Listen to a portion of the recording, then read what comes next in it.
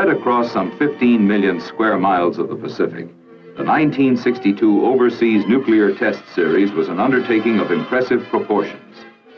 The test program, under the code name of Operation Dominic, required a technical and operational buildup of unprecedented scope, with planning, preparation, and deployment, all on a tighter time scale than ever before attempted in overseas nuclear test operations. Concurrent testing at 4 widely separated points was necessary to meet these requirements. Off Christmas Island, a series of weapon development airdrop tests was made, followed by later drops in the Johnston Island danger area. All drop aircraft staged from Hawaii. A Polaris weapon system test was launched from the open sea into the northeast corner of the Christmas Island danger area. A combined ASROC anti-submarine weapon system and underwater effects test took place in the open ocean several hundred miles off San Diego. And high-altitude nuclear-tipped missiles were launched from Johnston Island, with instrumentation to gather weapon effects data distributed over wide areas of the Pacific Ocean basin. All were prescribed for completion in the shortest feasible time. Here are the highlights from the high-priority inception of the operation to its successful termination. Operation Dominic was triggered by the Soviet resumption of atmospheric nuclear testing in September 1961. The Department of Defense, under presidential direction, on 24 October 1962, activated Joint Task Force 8 under the command of Major General Alfred D. Starbird to prepare for a series of nuclear tests in the Pacific. The job handed General Starbird and his staff was an enormous one. To plan, organize, and prepare the task force and to complete the materiel buildup in time to be ready to fire by the 1st of April, a preparation time only 1/3 of that typical for previous, comparable but less complex test operations. Involved were the organization and movement of over 28,000 men, both military and civilian, along with preparation and shipping of almost 200,000 tons of materiel. Each man and each item was ticketed for a specific point somewhere in the vast Pacific Test Laboratory. This buildup included the development and installation of thousands of pieces of intricate instrumentation. Some were fitted in trailers, some in modified aircraft or ships. Other apparatus was scheduled for direct movement overseas for placement at one or another of the 31 task force overseas sites, which first had to be built, including remote instrument stations carved out of tropical jungle growth. These preparations were all parts of the master plan rapidly taking shape. One group of operations was the weapon development tests. Initially, it was planned that these tests would be accomplished by placing an instrumented ship array in an open ocean area south of Hawaii to control and observe technical data from the detonation of the test devices, which would be dropped by a B-52 based in Hawaii. This airdrop method had a twofold mission. It would provide for the proof test of weapons which, during the moratorium, had gone into the national stockpile without having been tested in weaponized form. And it would provide for the test of new development devices of advanced design. Supplementing the shipboard apparatus were specially modified aircraft diagnostic platforms. While the open ocean preparations were underway, negotiations were being conducted with the British government for the use of jointly owned Christmas Island, 1,200 miles south, as a location for the airdrop tests. In mid-February, the task force was notified that the necessary agreement had been reached. Because of the many technical advantages expected from the use of the island test base, plans were immediately altered to move the weapon development tests there. This location switch was indeed a substantial effort, with the prescribed first-shot readiness date only 6 weeks away. The main features of the 1962 test program were by now essentially defined, although many details were far from firm. This fluid condition continued as developments throughout the test period brought forth new requirements. Although work in each of the 4 main areas was proceeding simultaneously, in this film, each of the locations will be considered separately, beginning with Christmas Island. Late in March, the Joint Task Force headquarters began to move to Christmas as the main forward location for the first phase of the operation. This 222 square mile atoll, hard by the equator, was governed by the British. They had used it for their nuclear test operations from 1956 through 1958, but equipment connected with their tests had been withdrawn and their camps deserted. Equatorial weather attrition and the task force's additional needs required extensive preparations for the task force program. Since the atoll possessed no harbor, all ship-transported equipment, materials, and continuing supplies had to be transferred to lighters and barges in the roadstead and moved to the Port of London for offloading. Inland, Christmas was dotted with lagoons possessing a swamp life all its own. On firmer ground lived 400 Gilbertese islanders who produced copra from the atoll's thousands of palm trees. The weapon airdrops were made off the southeast shoreline of Christmas Island. The air array was controlled from the Joint Operations Center, housing the command post, the Air Operations Center, and units associated with control of all drop and test elements. Additional radar apparatus located at A site plotted the precise second-by-second position of the drop aircraft during the bomb run, to assure that the device would fall within the finite time and space limitations set by scientific and safety requirements. This plot information was relayed directly to the Joint Operations Center by a microwave television link, providing the Air Task Group commander with instantaneous positive information on which to base his operational decisions. Also at A site, as well as at other locations on the island, basic diagnostic instrumentation housed in trailers was positioned to secure data associated with the detonation. Special tracking radars assisted this diagnostic array by assuring they were oriented toward the nuclear device on its trajectory from the instant of release to detonation. Optically and electronically, the trailer diagnostic instrumentation recorded the most minute detail of each detonation in millionth of a second segments for scientific analysis. Under the precise positioning of the Air Operations Center, various types of aircraft also gathered additional diagnostic and weapon effects information. 2 modified C-130s were platforms for fireball measurements with high-speed cameras. They also carried other instrumentation to record data on internal device behavior. This technique, rudimentary at the start, was perfected to a high degree of effectiveness during the Christmas airdrops. Control aircraft backed up the Air Operations Center's positioning of the air array, along with checking out the feasibility of an all-airborne diagnostic concept. Other aircraft recorded thermal radiation, radar attenuation, and chorioretinal effects for eye damage studies.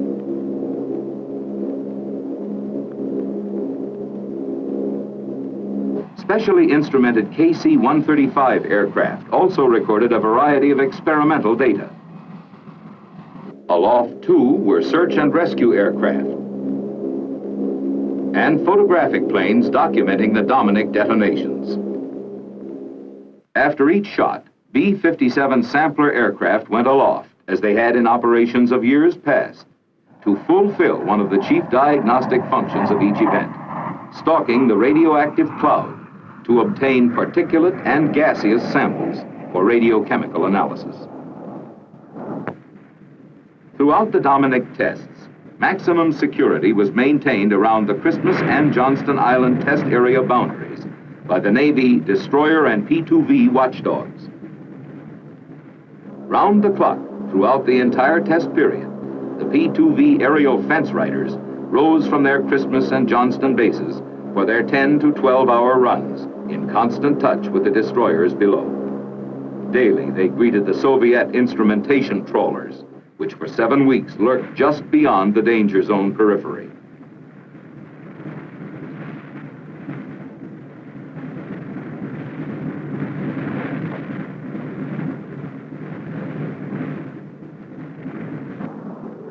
On On 23 April, the President directed the waiting task force to proceed with the first shot, a weapon development drop. The initial airdrop was on the 25th of April and the last on 11 July. During this period, a total of 24 weapon development shots were detonated in the Christmas area. All drops were on target and within the precise time and space limitations established by the requirements of diagnostic instrumentation, a record by the B-52 crews, which reflected a high degree of bombardment skill. Detonation technological efficiency also scored high in the fusing and firing systems and in the device telemetry. Throughout the Christmas airdrops, the backup airborne diagnostic method was progressively refined to the point of becoming a proven capability to collect the scientific data required. The weapon development effort was completely successful in all its primary test objectives. The series also yielded important new weapons effects information. Meanwhile, the task force was equally active at its 3 other test areas. Early in May, the test of the Polaris nuclear weapon system was ready for launch by submarine in the open sea. Detonation was scheduled to take place in the Christmas danger area. As the nuclear submarine Ethan Allen moved toward its rendezvous with range, safety, and instrument ships at the launch point some 1,500 miles from Christmas Island, all concerned were well aware that this was not only the first test of the complete Polaris nuclear system, but also the first proof test of this particular warhead in weaponized form. On the 6th of May, the Polaris was fired.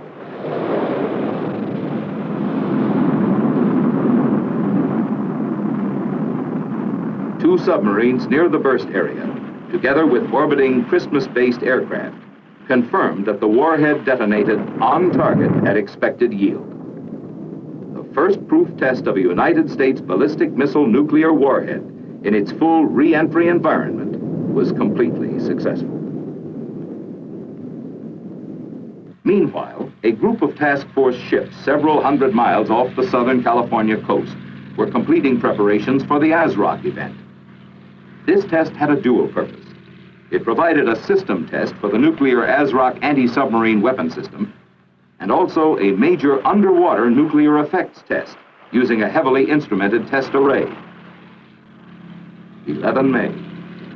With test equipment ready, the destroyer Agerholm moved on station. Her regular crew selected an unmodified stock ASROC and lofted its nuclear warhead toward a target centered in the test array. The entire operation was successful, with both the operational and effects test objectives achieved. During this same period, at Johnston Island, the launch center for the high altitude program, deployment of men and instrumentation had proceeded on schedule for a first event early in May. The purpose of the high altitude tests was to gather a wide range of effects data bearing on both the offensive and defensive aspects of nuclear attack upon incoming ballistic missiles, including warhead kill mechanisms and electromagnetic blackout effects on both radar and communications. On mile-long Johnston Island's limited acreage, crowded around and between the runway and ramp areas, were the missile launch complex and a line of more than 30 instrument rocket launchers, together with the many other necessary testing and support facilities. World War II bomb shelters were utilized for housing the command post of the Joint Task Force and other stations manned during the launch events, including those of the Scientific Readiness Team and Launch Control Units. This radar dish, scanning the sky for electromagnetic effects data, is representative of the test equipment set up and operated by the scores of technical projects. The launch vehicle groomed to carry the nuclear warheads to test detonation altitudes was the Thor missile. In the early plans, it was scheduled to do the job for 2 and possibly 3 nighttime bursts at various altitudes above the Earth's atmosphere. For these tests, the Thor was modified to carry 3 scientific instrumentation pods to obtain key data in close proximity to the burst. Each pod was ejected from the launch vehicle at a predetermined position along the missile's trajectory. The Pacific Missile Range ship moored at Johnston tracked the missile in flight for range safety purposes. Other tracking units followed the rocket instrumentation and scientific pods and determined their accurate positions relative to the detonation. Positioned at various distances from Johnston Island were 9 test ships, including the downrange anti-missile measurements program ship American Mariner, on loan from the Atlantic Missile Range. Pod recovery and surveillance ships were also on station, along with an aircraft carrier, whose marine helicopters evacuated from the island all personnel non-essential to the actual operation during each event. But Johnston Island itself was only the hub of an extensive network of land, ship, and aircraft instrument stations radiating in all directions, deep into both northern and southern hemispheres of the Pacific.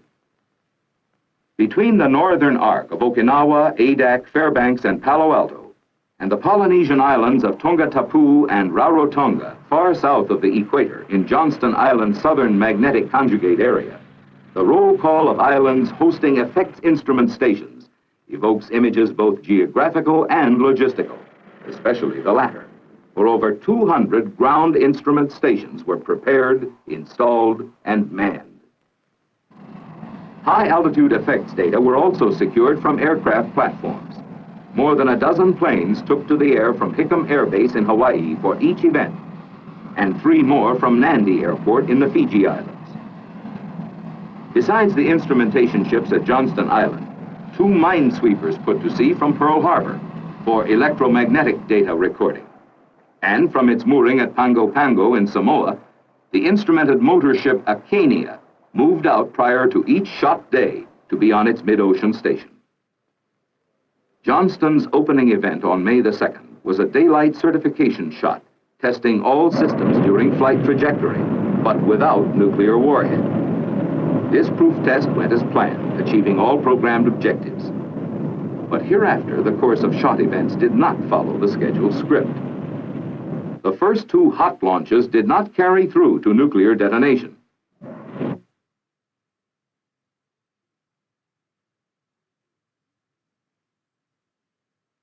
Neither of the failures was caused by the missile or warhead. On 8 July, the 3rd nuclear launch, another try for the very high-altitude Starfish event, was flawless, including the performance of the many auxiliary instrumentation rockets set into selected trajectories about the burst region. Starfish detonated at its planned strength and height, producing wide upper atmosphere glow and extensive auroral effects. Here is how it appeared from Mount Haleakala on Hawaii's island of Maui.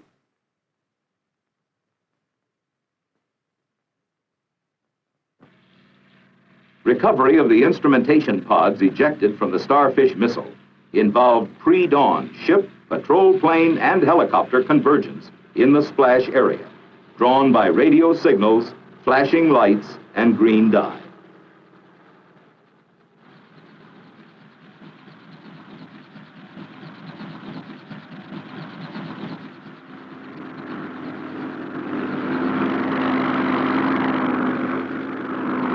As soon as the pods were fished from the water, they were taken to the Johnston Island recovery area for removal of the scientific instrumentation.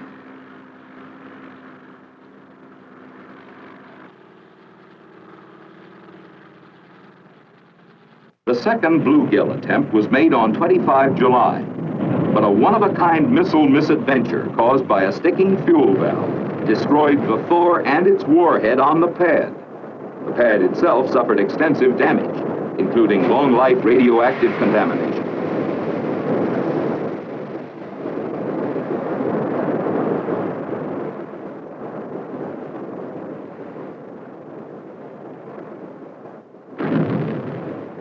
Repairs to permit another try at bluegill caused a significant delay.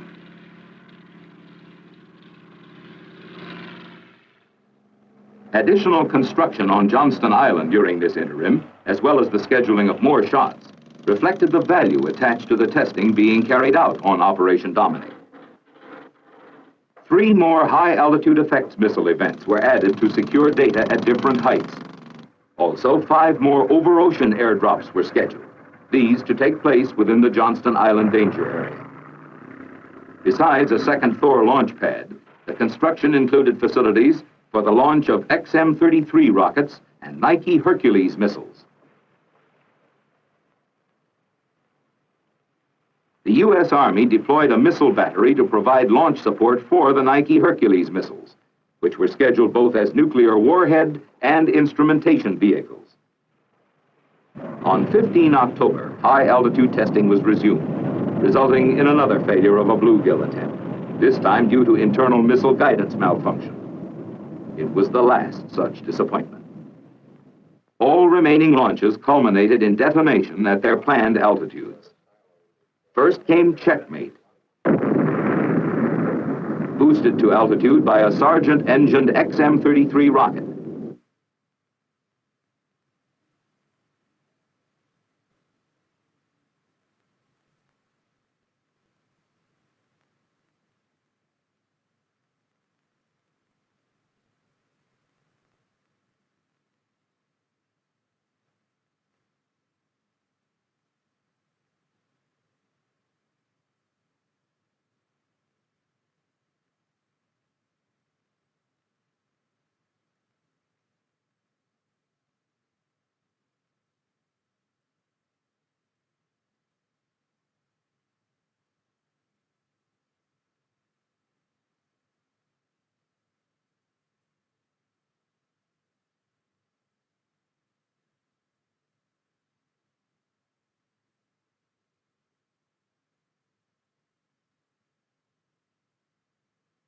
Besides furnishing new basic scientific data on upper atmosphere phenomena, the tests fulfilled the vital military aims of providing information on the offensive and defensive aspects of nuclear attack upon incoming ballistic missiles, as well as data on blackout effects on radar and communications. Meanwhile, the 5 additional weapon development airdrop tests in the Johnston Island danger area were conducted. To gain the scientific information required, the airborne array refined at Christmas Island was utilized as the sole diagnostic force, with the original C-130 aircraft joined by KC-135 jets carrying additional diagnostic gear. The makeup of the remainder of the test aircraft formation was generally the same as at Christmas, including the post-shot B-57 diagnostic cloud samplers, this time staging through Johnston Island to conserve flight hours and to reduce pilot radiological dosage accumulations after cloud penetration. The air array was under the guidance of the Air Task Group Commander in one of the RC-121 aircraft, while overall control was maintained by the Joint Task Force Commander from Flag Plot in the Princeton near the drop area. Target rafts were again used as guideposts for orienting the air array as a point of aim for the B-52 device drops. The rafts were moored in the open ocean by the Navy Task Group in water as deep as 3 miles. Late in October, after the last airdrop test device had been detonated, the series was pronounced a success, both in refinement of weapon design concepts developed for the Christmas tests and in further confirmation of the feasibility of the airborne diagnostic method for future testing. With Operation Dominic completed and the test apparatus roll-up underway, the time had come to evaluate the far-flung operation and its scientific results. Despite Dominic's unprecedented 4-operation complexity, with all the tests prepared under conditions of the greatest urgency in both time and circumstance, the 1962 series is regarded as the most productive since U.S. nuclear testing began.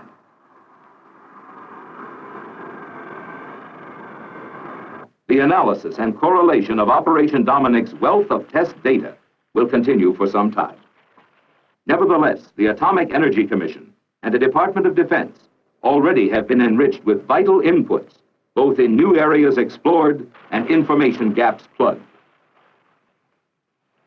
This is reflected in the improvements of weaponry in the national stockpile, in new weapon design, and in the planning for future test programs, should the national interest require them. On all counts, Operation Dominic proved to be a significant milestone in the ever-vigilant task of keeping the nation's ramparts secure.